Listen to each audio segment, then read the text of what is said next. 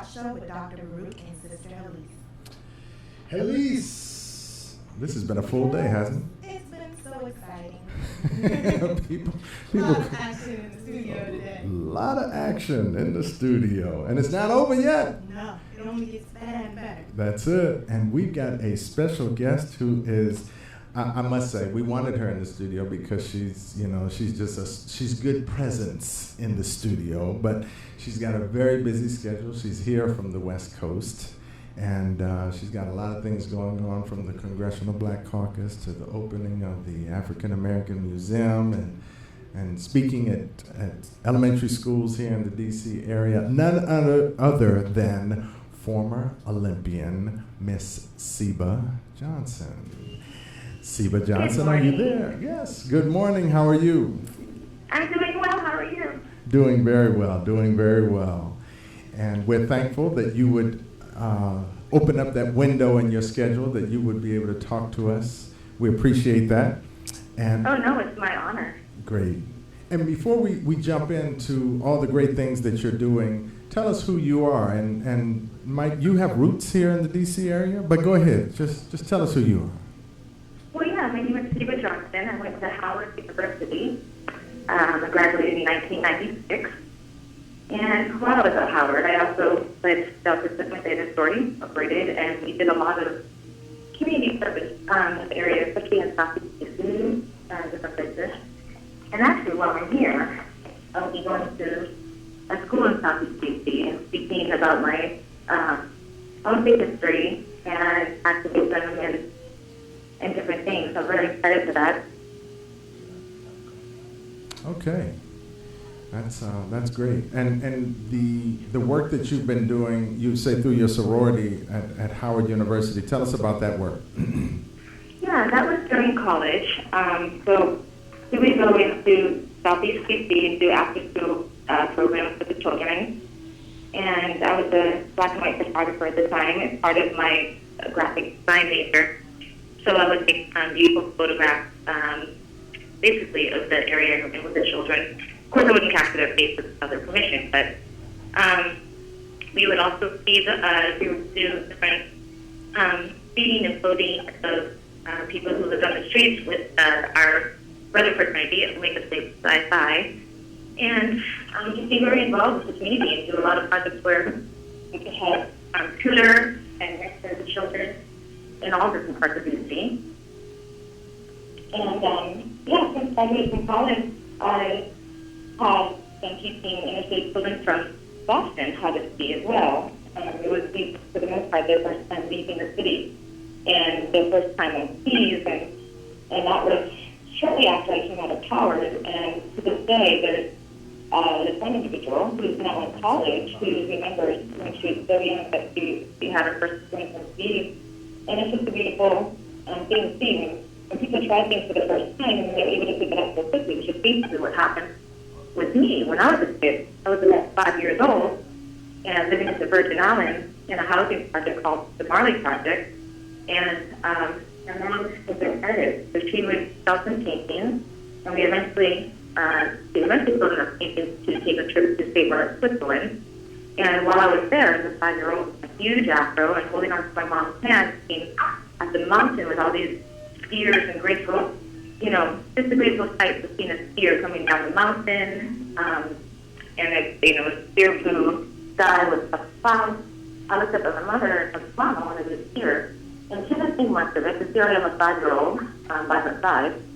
And 9 years later, I made history at the Olympics as the youngest competitor ever at age 14. Wow. And also made history as the first black female to ever ski in the Winter Olympics. Wow, that is great. What we're going to do, see, our engineer is going to call you right back because we have a bad connection, and we'll be calling you right back. Just hold on 1 second. Okay. So for those of you all listening, I definitely just want to inform you a little bit more about the awesomeness that is Seba Johnson. Seba Johnson. Seba Johnson. All right, so Seba Johnson is an African-American Olympic athlete, actor, and vegan animal rights activist. She was the first black woman to ski at the Olympics and the youngest alpine ski racer in Olympic history. So this is, she's very rare. You don't find a lot of Seba Johnson. She began skiing at the age of 7, and as she just said, if you didn't hear, at age 14, she represented the Virgin Islands at the 1988 Winter Olympics. And that is a little bit more about Miss Seba Johnson. Stay tuned because we'll be discussing some really interesting fun facts coming up shortly. Okay, Seba, you there? I'm here. Okay, that's much better, much better. Yeah, much. And I wasn't sure if it was just on my side. yes, we're not sure. But again, unfortunately, I want to ask those questions again because I feel like we missed, as an audience, we missed a lot of what it is that you said. So if you don't mind kind of going back over just briefly, who you are and kind of that trail that you went on in order to, how you got into the Olympics. Sure. And if it is a bad connection, please stop me. Is it better now? It is better. It might need to get even better. I don't know whether there's a landline that we might be able to call, or you could call us in on. Yeah, I don't have one. Okay. Well, that's fine. Go ahead. We're good. Okay. Well, my ski racing started when I was about 5 years old, before I had even seen snow. Can you hear me? Yeah, we can hear you. We can hear you. Hello? Okay. So before I had even seen snow, my mother was an artist. We were living in the U.S. Virgin Islands on the island of St. Croix. We were living in a housing project called Marley Project. My mom was an artist and oftentimes would sell paintings. And she made enough money selling paintings so that we could fly to St. Moritz in Switzerland. And it was there where I saw skiing for the first time. We were on top of a mountain, and there was the ski slopes with graceful skiers coming down the mountain. It was a beautiful blue sunny day with puffs of clouds, and I was there with my huge afro, holding my mother's hand, and I was just admiring the gracefulness of the skiers. And I looked up at my mother, and I was like, "Mom, I want to be a skier." And she just looked down at me and didn't think much of it because, here I am, a 5-year-old that I've never even tried the sport before. And then 9 years later, I was at the start gate of the Olympics. I had made history for being the youngest one in the Olympics ever at the age of 14. And I made history for being the first black female in the Olympics in alpine ski racing. So when I speak to elementary school students specifically, I always tell them about that because a lot of the schools that I speak at and are schools for based in the housing projects or whatnot, and I tell them that that was my first experience in life. It was the housing project, and then I thought that caught my eye, or that I thought that I wanted to move forward, and I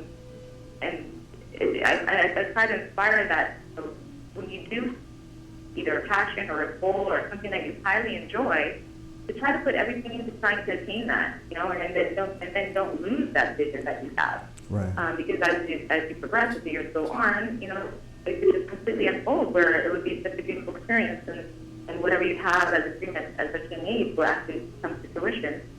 So anyways, with my skiing, I did try skiing for the first time when I was about 5 or 6, and I picked it up very quickly. I started going into little recreational ski races on the mountains in New Hampshire and in New England. And I started flying when I would get the silver medal because I wanted the gold, and my mom saw a future in it, and she saw that I was extremely passionate about the sport. So we moved to Lake Tahoe, California, where I could join a ski team and also continue with my, by that time, was middle school, and then eventually high school. So then it was when I was a freshman in high school is when I qualified for the 1988 Winter Olympic Games in Calgary, Canada.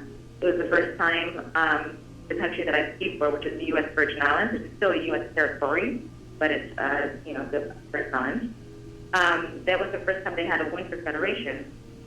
So we went to the Calgary, Canada Games, and the first day that I arrived at the Athletes Village, there were about 60 appointments for different interviews from around the world, whether it be TV, radio, newspaper, magazines, because it was a history-making thing. No one had ever seen somebody that young, and no one had ever seen a black woman in alpine ski racing at that level. So it was a very busy time for me. What also came along with breaking that barrier was that I received my first death threat when I arrived at the Olympic Village, and it was in the form of a letter, a very nasty letter, and then that followed with another nasty letter, and then there were several during that time. So unlike the other athletes who were coming from Austria, from Germany, from different countries in South America, from Russia at the time, that was before Russia broke up, they weren't having to deal with that negativity that was being spewed at them. People were ready to see a black person in what they call the white man's sport. So as a 14-year-old, and I think you can remember, like, when you're a teenager, you're very sensitive to what others say, especially when you're in high school. So this was coming from an international level. Are you there? Yes. Okay. Yeah. So it was a bit much at that age, but I went ahead and I kept training before the actual race started. And then another form of hate came when a fellow came out on the ski course that I was training on. He came out of the woods. It was a big, burly fellow. And during the Olympics, you have to have an accreditation to be anywhere near the athletes for their training. So evidently this fellow, I don't know if he snuck in or whatnot, but he came out of the woods, stopped right in my trail, right in my course, so that I didn't see him over the last bump in the slope. So I came over the last knoll, the last bump, and landed, and there he was, and I crashed right into him. He got up, didn't say a word to me, and skied away. So I figured that was another attempt in stopping me from becoming the first black female in the Olympics to ski racing. The next day I had a race with bruises on my legs, and it was just not fun. Not fun to experience.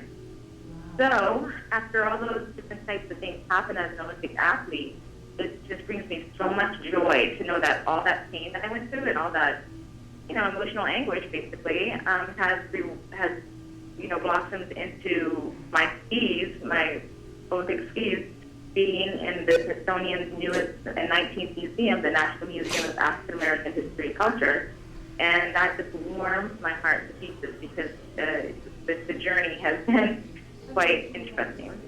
Wow. Wow, that is quite an experience for sure. And you competed, that was the only Olympics that you competed in? No, actually, I went on from those Olympic Games and went into the 1989 World Alpine Ski Championships in Vail, Colorado. And then that went into World Cup Downhill, Women's World Cup Downhill.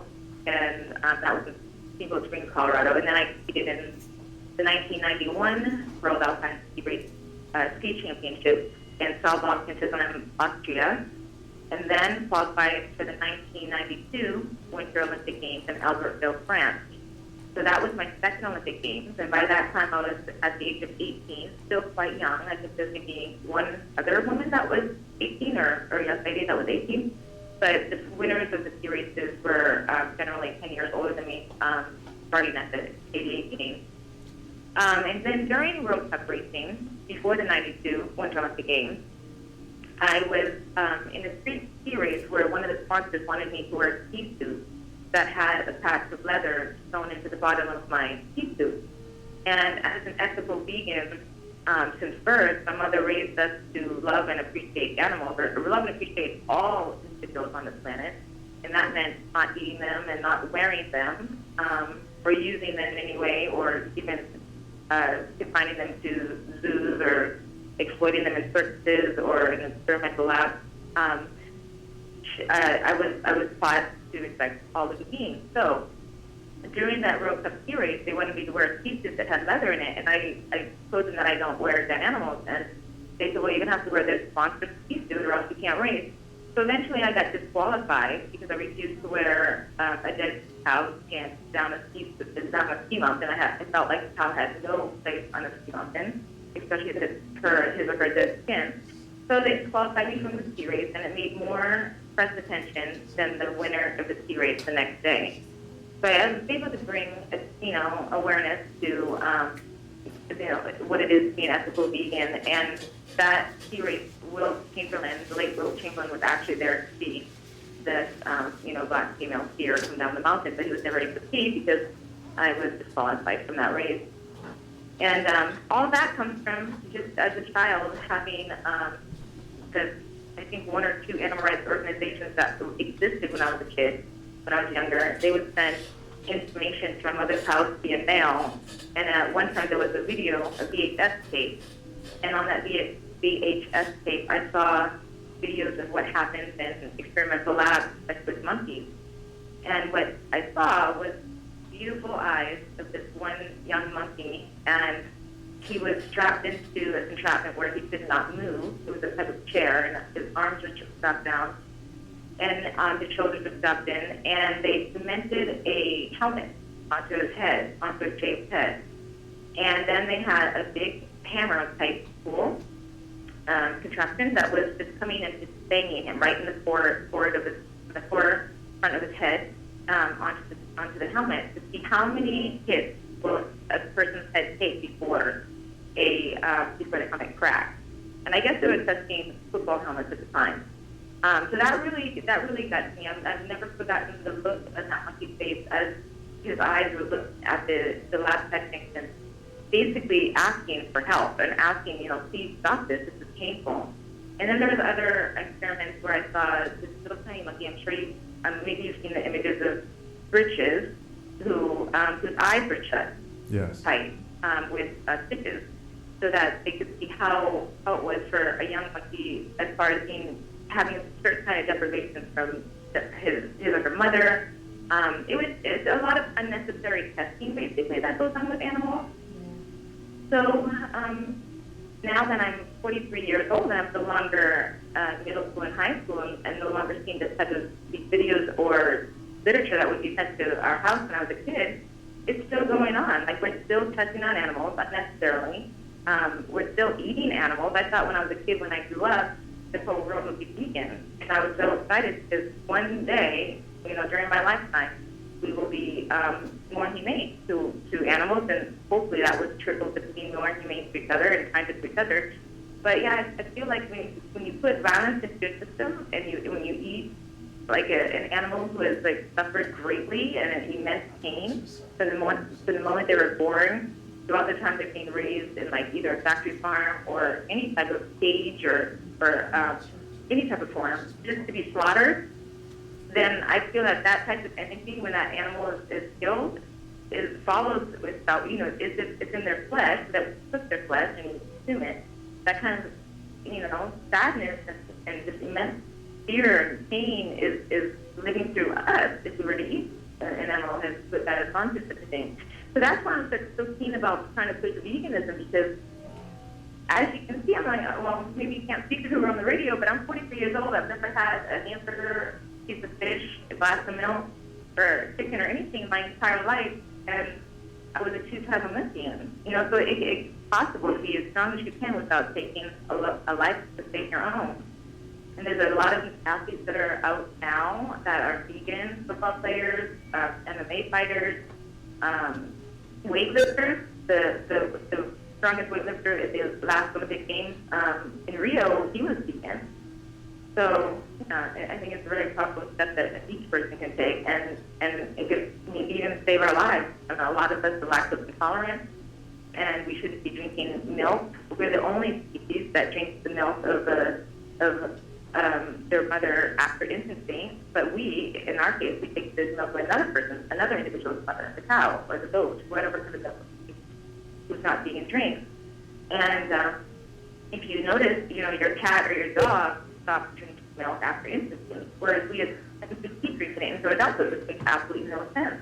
Because milk is made for a baby, and it's for a baby's growth to be strong. And then unlike cows, we don't have two stomachs to digest the product, that mother makes. So it's just not made for us. And then am I rambling too much? Can I keep talking, or do you want me to speak about something specific? I don't want to interrupt you. Everything that you're saying is so relevant and is so, important for us to hear. We do have a couple of questions for you. So go ahead and finish the point that you're making, and I've got a couple of guests in the studio who are admirers of yours who want to ask you questions. Sure, yeah, well, really quickly.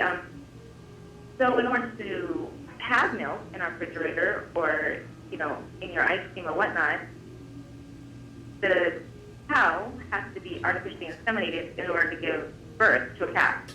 Cows don't just just on their own. They have to give birth like all mothers do in order to produce milk. So then once the calves are born, the calves are taken away from their mother, and a lot of them put veal crates and eventually become veal, or they are dairy cows as well, the cows that have grown, raised to give milk. A lot of these cows are also infected with growth hormones. So then that's why in our elementary schools that a lot of the kids are developed at a very, very young age, whereas when I was a kid, that was happening because there was no growth hormone or food that was eat. So there's just a lot of things and a lot of different reasons why it's so not necessary to take anything from any animal. And you can get all the protein, all the calcium, everything your body ever needs or craves, you can get from plant sources. Yes, ladies and gentlemen, we are on the phone. And, sorry. I shouldn't hear everybody talking, but one more point that I want to make. You asked about the Olympics. I did qualify for my third Winter Olympic Games, and that was going to be in Norway, in Lillehammer, Norway. And that was the 1994 Winter Olympic Games, and I qualified for that. But I boycotted those games because Norway had just lifted their moratorium on minke whale hunting, and they had resumed hunting for whales. So in order to bring attention to that, I boycotted what would have been my third Olympic Games. And it was written in the New York Times that by the age of 28, I would have been in 5 Winter Olympic Games and beaten Sonia Henning, who was an ice skater. Sonia Henning's world record of being in the most games at such a young age. But as you can see, my passion for eventually winning gold was outweighed by the love and respect that I had for animals and the things that I want to make during my lifetime for animals.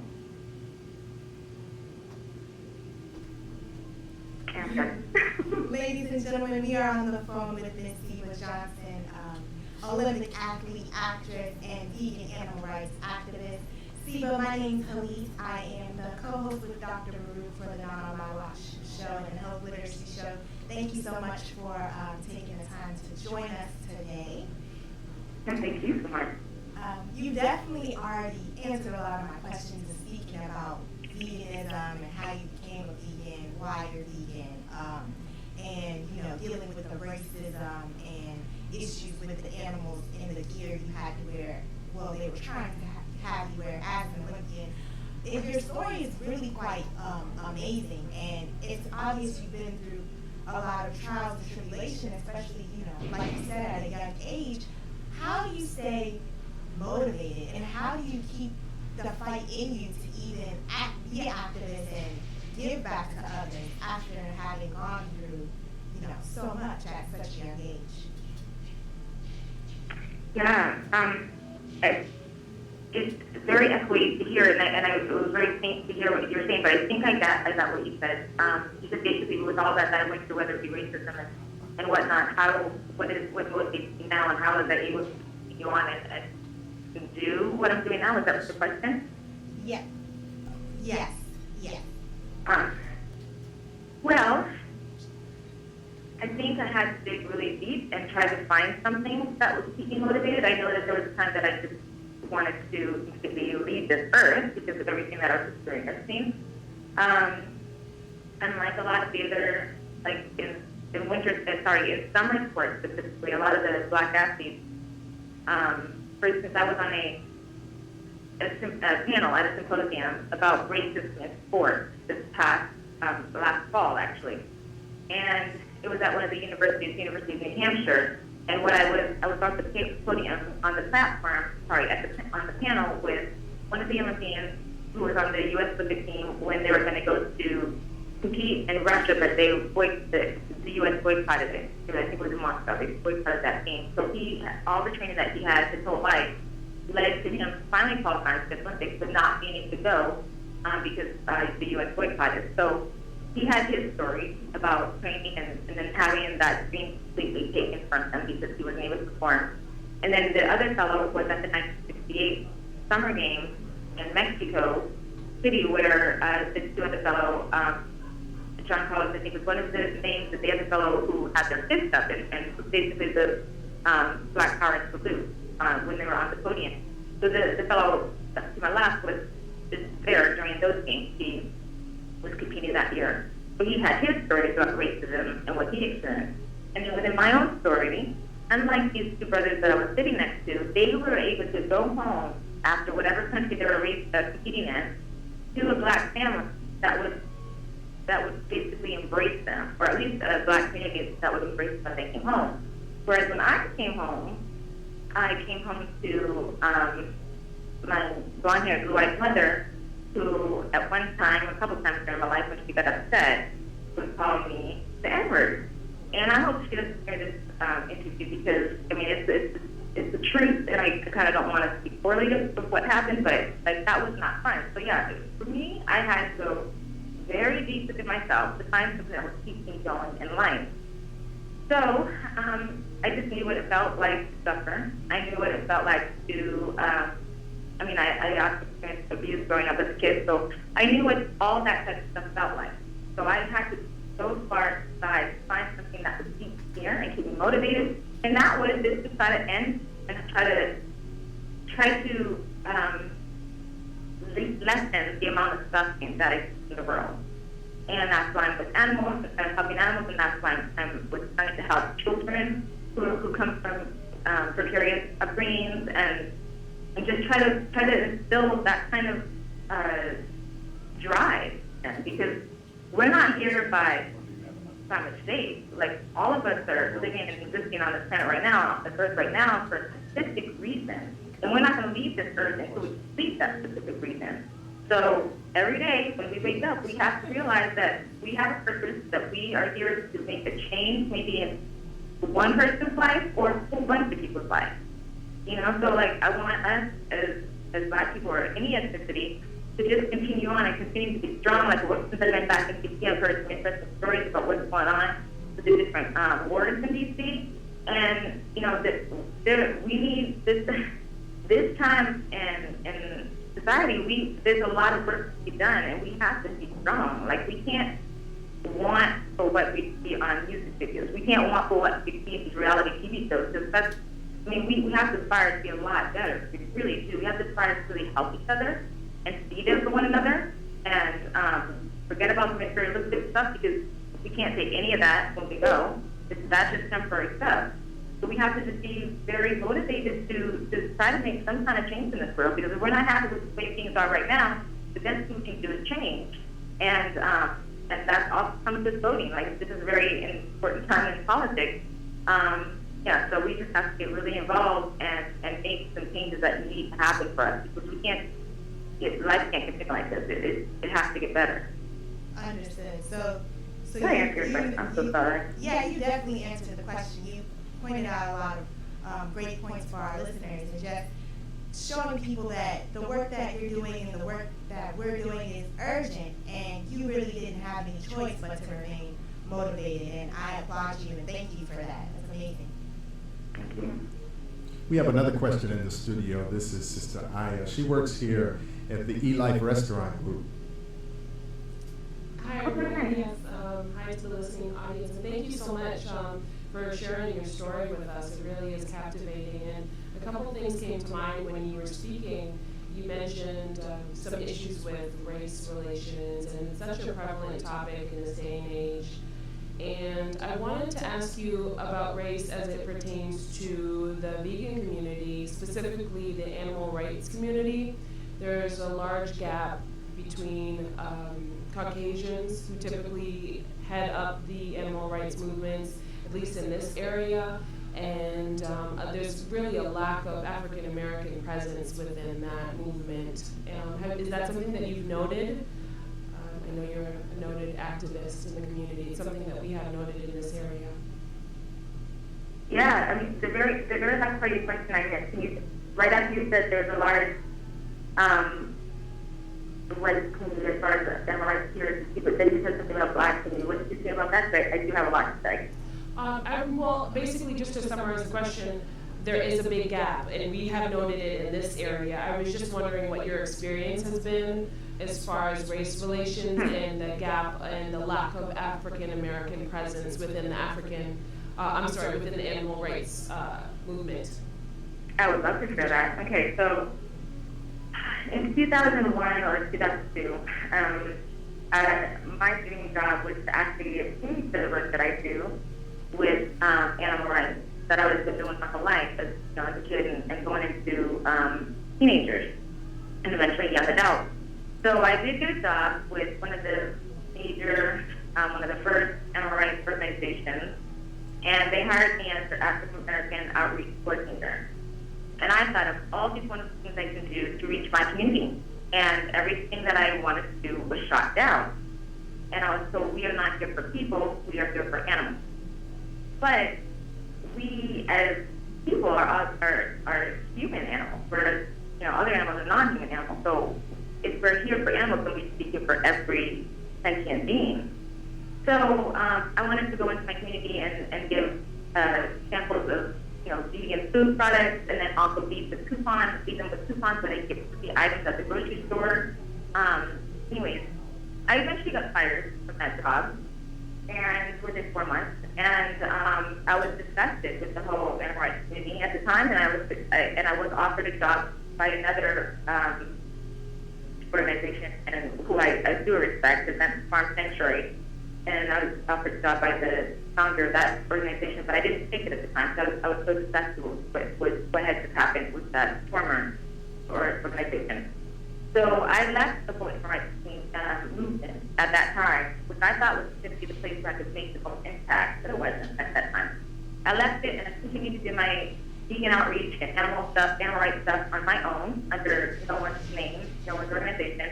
And then in 2013, where I met Dr. Baruch for the first time, at the Animal Rights Conference, I was invited as their first ever vegan athlete of the year, award recipient. So when I was on stage and I was accepted the award at the Animal Rights Conference in 2013, I did speak about a lot of things. And what I noticed at that Animal Rights Conference, when I was looking out at the audience, it had not changed in 11 years of being in the movement. It was not more colorful whatsoever. I mean, there were some people from Spain, people of color, that was beautiful to see, and maybe, I think, 2 other people that were there of color, but the audience was massive.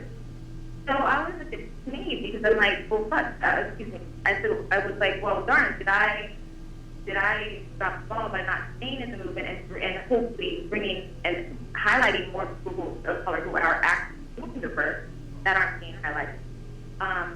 And what I've noticed since being back into the animal rights movement in 2013, 2014, 2015, and speaking at every conference since, is that, and when I do speak at Veg Fest as well, and places, I make mention of the people that are existing right now who are doing things, and whether it be involved, like Brenda Sanders in Baltimore, Maryland, or Lauren Arnellis, who's a person up in Northern California, who is with Food Department Project.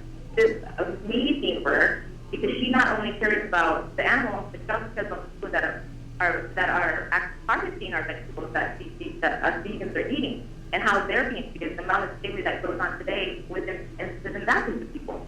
So like, there's so much work to be done, and there's so many people who are doing the work, people of color who are doing the work, but we're not highlighting them. I'm not sure why not, but I'm not sure why they're not more,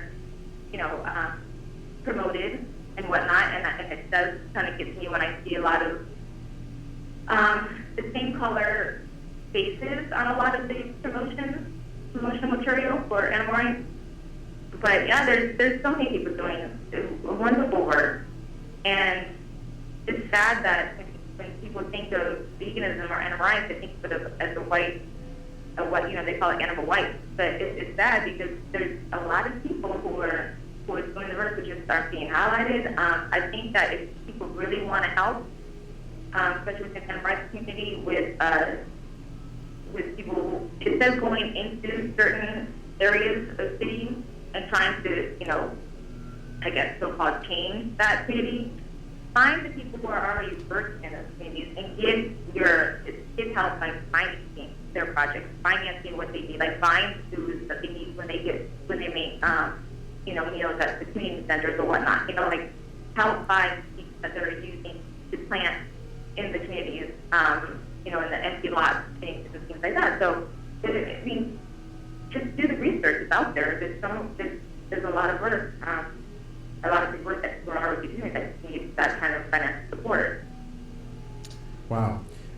Really great information that you're sharing with us. And as a restaurateur, you were in my restaurant yesterday evening. You might have noticed that we don't get with Tacoma Park being like the cornerstone of veganism in this whole area, and not only veganism, but animal rights activism. It's really amazing the lack of support that we get from that community. And I've oftentimes said to that community, as well as the animal rights community, that, it looks like racism trumps animal rights activism. That at some level, it's more critical that I, not support, this entity. And it's unfortunate. And I've spoken to them. I said, you all get real excited when one of the major restaurants has offers some vegan option on their menu of 100 other meat items, right?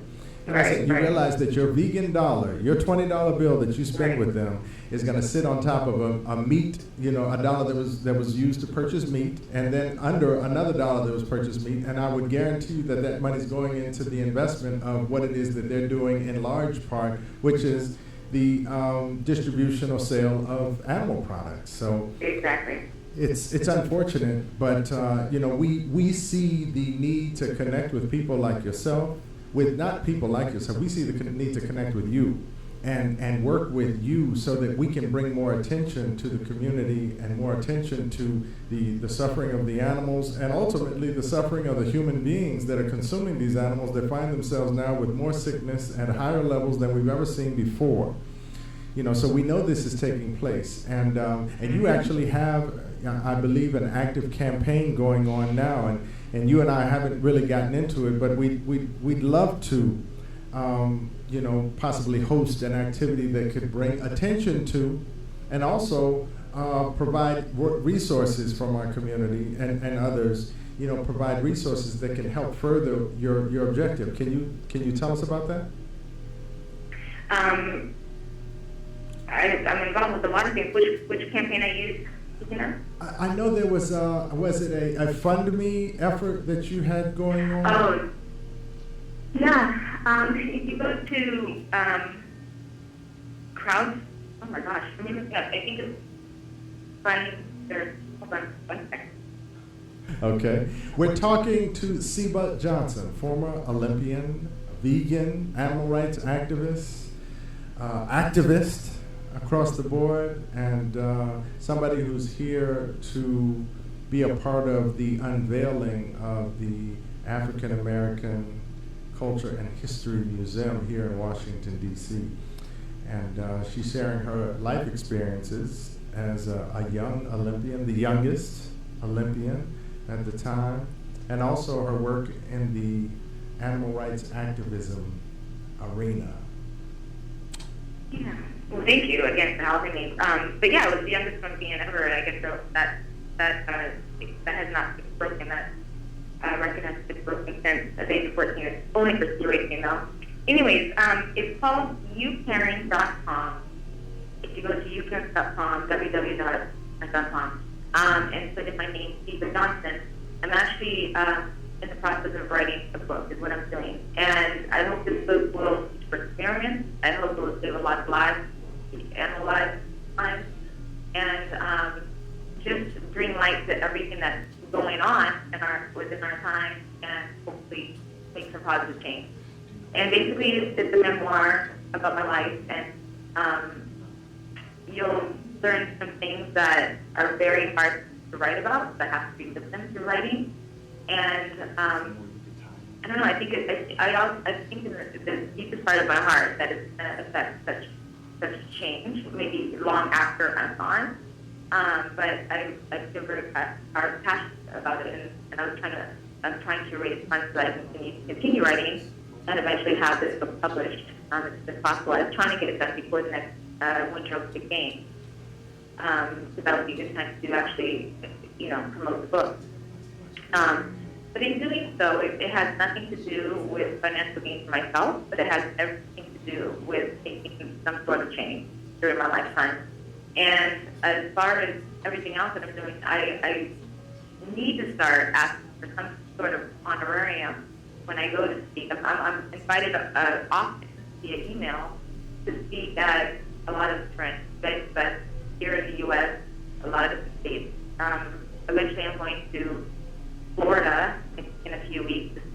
Fest, and then up to Canada next month to speak at a speaking festival, and to share my story about being the first Black. And like the ski racing, I obviously about the racism I endured, and relate that to the speciesism that goes on with animals, and speak about a lot of different things. And what I'm finding is that there are some speakers who charge to come and speak at different places. There's a vegan basketball player who will not speak unless he's paid. He can afford to speak for free, but and then myself, who I work at an elementary school in Los Angeles, and as a special ed teacher's assistant, and I don't get paid for very well at all. I'm a special teacher, and I'm going around for free because I'm so passionate about trying to create change and trying to bring awareness to things that humans and animals suffer from. So eventually, I hope that people would want to, at least extend an honorarium, especially if it's a university that can afford it or a corporation that can afford it. But when it comes to schools and elementary schools and high schools, of course, I would not ask for anything because I still want to be able to reach our people. Yeah. And you run into the same Can I just thing. say really quickly, I remember when I went to 2013, and you told me that you served at the last month, I was like, that warmed my heart. Like, I went off like a light bulb. I remember when I was at Howard, and after Howard, I was there. And I was like so grateful that there was a Black-owned vegan restaurant so close to our campus where all the kids come. Like, I would all, it was beautiful. And I sometimes professors in the restaurant and everything. And then I think it was a year ago. No, I forgot. Maybe it was a few years ago when you had your food truck and you were trying to start this new restaurant. I had shared something on Facebook that I hadn't realized that you were the same person that I had met in 2013. Mm-hmm. So then now that we met here in DC again, and you have the actual restaurant that I had shared on Facebook about, and I was able to eat there last night, I was just like so grateful and so proud of you. And I thought, congratulations again, are you pushing forward? And I know, you're doing such great work within our community here, and I just applaud you. And the food was freaking delicious. I have so much left that I'm able to keep it for the next 2 days because you guys give such great servings. I know that other vegan restaurants I go to, oh my God, there's one new vegan restaurant in Santa Monica, Los Angeles. It's not Black-owned. I ordered a plate from their menu, and $12 is very expensive for me, but I ordered a plate from them for $12. It was 1/4 of the plate was full. 3/4 of the plate was completely empty. And that was their meal for $12. Right. And I was so disgusted that I had to send it back because I was not going to give money to somebody who would be so ostentatious to like try to basically steal money, the consumer, and give them the tiny portion of food. So, on the other flip side of that, you give such an abundance of food, and I'm just it's like overflowing over the plate. And I'm like, my God, this is how it should be. Like if we really care about each other, this is how it should be. We shouldn't be in it for the money. We should be in it for nourishing each other. So I want to say thank you so much. And I love all restaurant, and I hope to come back again. So thank you very, very, very much. Great, and thank you as well. Heleese? Oh, yes. Well, the work that we're doing here at Everlasting Life is largely spearheaded by someone here in the studio. It's Sister Aiya. And listening to what it is that you're sharing with us, it really warms our heart because, we don't get I don't think we get the overt energy, but, we can tell, we know who's got lines at their restaurants and how financially successful they are and what it is that they're doing. And we're on a mission, and our mission started out as vegan for the benefit of the community because the community was suffering. Too many people were unhealthy. And it morphed into the animal rights activism when I began to learn more about what those animals were going through. And that was like super critical. Like, wow, how could we support an industry that does this to animals? And I couldn't help but reflect back on how my family and my history here in the United States of America, how we were treated. And I said, it's the same mindset, you know, that is treating these animals in such a deplorable way. So Aiya's actually working with the restaurants in order to kind of prepare us and make the community understand our purpose in the DC metropolitan area. And we want to expand, but we're right now just locking down and doing everything we can to be successful here. You had some things you wanted to share with us about the vision of everlasting life and where we're going with this. Definitely. We want to branch out to different members of the community. We want to branch out to neighboring organizations that share the mission that we're trying to expand upon. Our mission, again, is to serve people healthy food, but not just for financial means, as you mentioned, but also just so people can become empowered to know what it's like to live a healthy, productive life. There's so many health disparities that are plaguing our community. Everlasting Life is located in what the USDA has designated as a food desert, and that's very important. There's so much work and research that's out there. There's poor access to food for a lot of people within the African American population. There's just not enough food, and high quality food, I should say, that's around us. So we want to reach out. We want to share with people our vision for a better tomorrow where preventable lifestyle diseases don't plague our communities in such a detrimental way. Yeah. And like I said, I definitely want us to offline, figure out how we can then work together to bring attention to this. And I think if nothing else, Seba, and again, for you in the listening audience who want to know who we're talking to Seba Johnson, and she's an animal rights activist. Her resume is so complete and thorough. I would read for the rest of the show, but she's a vegan. She's an animal rights activist. She's a former Olympian. She's the youngest Olympian, and so many other things that you've done. And I applaud you for the great work that you're doing. And know that the work that we have to do going forward, I think we can help you, you can help us, and we just have to figure out how to bridge that gap, because they're not bringing us together. We're not coming together as well as we should as a community of people who are activists in this space, because many of us, we've got restaurants, and we end up then competing. So now we've got competing restaurants in the DC metropolitan area that are all serving vegan soul food.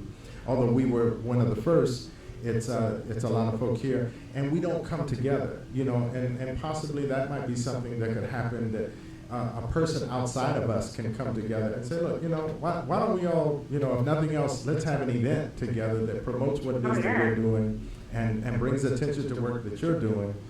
So I think there's a lot that we can talk about, and I look forward to having that conversation. And I want to give you an opportunity to say something before we get off of the air. And then, in doing that, I want you also to include contact information, whatever you make available to the public, so that they can reach you. And any good thing you got going on, like the school, the elementary school, if you're opening that up to the public to come check you out, that would be good too. Go ahead, it's on you. Yeah, well, thank you. No, I would love to work with you on that, because what we're experiencing, even when I was at Howard, I would have to take my bicycle down toward the avenue to Giant grocery store, and I don't know if it's still there, but I remember walking into the produce department, and all of the lettuce was wilted. Like, all the greens were wilted, the fruit was, half dead, But then I would go on a bus outside, like further away from Howard, and the vegetables and the fruits were like so alive, freshly picked, and I thought, well, gosh, that's environmental racism, And then even now, when I live out in LA, I have a coworker who, in her community, has to go to the her place to buy vegetables or any kind of fruit in her gas station nearby. There's not even, there's no sort of Joe's nearby. There's, obviously, I don't know to say the other one, that's the W. Right. But there's no, huge places where they can find fresh vegetables. Like, she has to go to a gas station to get apples or bananas.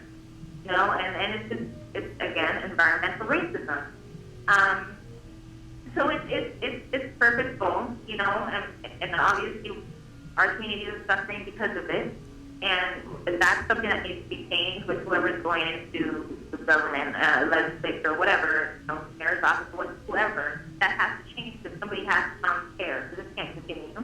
And then when you say within our own sphere, you know, with as far as visiting restaurants, it would be so beautiful to have like cut off a whole street somewhere, you know, maybe near Howard or wherever, up in Capitol Heights Street or whatnot. Just have like the whole street blocked off and have like a big food fest. Wouldn't that be beautiful? Like a vegan food fest, black owned vegan food fest. That would be great. And like you could have speakers come and I'll definitely come and speak and whatnot. So yeah, there's so much to do, so much we can do. And one thing, something inspiring for us all to look into is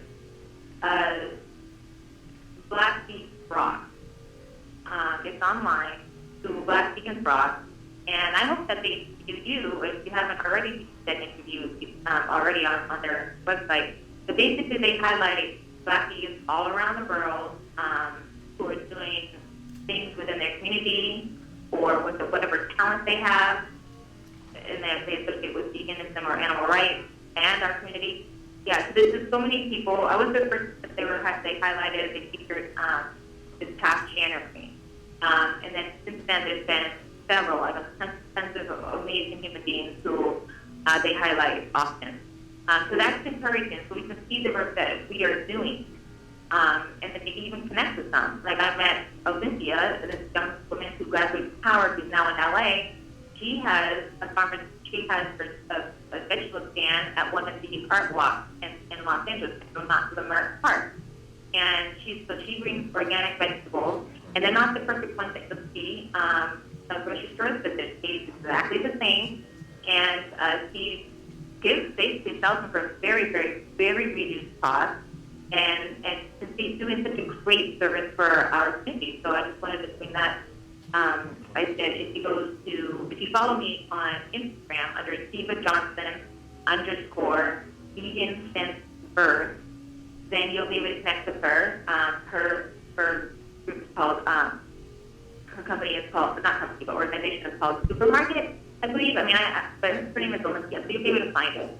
And then if you go to Facebook and just add me as a friend, SebaJohnson.com, Seba Johnson, or just follow me on Facebook. I share a lot of that up to date and will show the work that we're doing. Or if you go on Twitter, Seba Johnson, and I share a lot of things there as well. But definitely check out Food Empowerment Project, or an Alice group. Definitely, and then also in Baltimore, they have Brendan Sanders, and there's so many. If you go into my social media, I'll be able to share more. Okay. And see what else? Yeah, I'm just very grateful that you even would want to start working together, and I think I'm really excited. Great. Well, I appreciate you coming on today, and I know you have a very, very busy schedule, and you've had challenges over the course of the last week or so. So we appreciate Miss Seba Johnson coming on board with us and sharing with us on the Not On My Watch show here at the Elife Media Network, and we look forward to having you in studio the next time. So that would be great, and we will definitely stay in contact with you, and hopefully be seeing you before you head back to the West. So thank you very much. You. Indeed. And also try to check out SebaJohnson.com. Once the website's refreshed, you'll be able to have links to everything there as well. Okay. All right. Great. Thank you so much. Thank you. That's it for now, family. Thanks for tuning in to the Not On My Watch show with Dr. Baruch. Tune in on Tuesdays and Wednesdays for more great interviews and information aimed at empowering you, the listening audience. Thank you to our engineers and specialists making it happen behind the scenes. As always, Dr. Baruch can be reached at 330-BARUCH-1. That's 330-227-8241. or givewell@drbaruch.com. In the meantime, be sure to drop by Everlasting Life Restaurant and Lounge at 9185 Central Avenue. That's in Capitol Heights, Maryland 20743 for great food, health workshops, and much more. Until next time. Thank you. Mics are off. Wait a minute. You can break down. And now we're going to turn her off.